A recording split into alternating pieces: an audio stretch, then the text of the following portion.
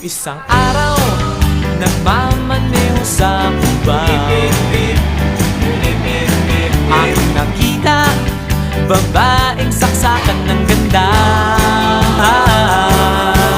Sinundan ko ang kotseng sinasakyan niya, hindi ko nakitang may dumarating pala. Hindi ko naiwasan, kami bigla nagkabanggaan.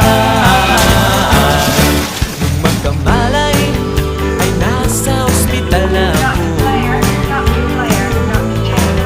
nasikaso ng doktor na pili ng nanay ko. Biglang-bigla na lang ang nurse nandyan na, at para kong nakitang anghel sa ganda.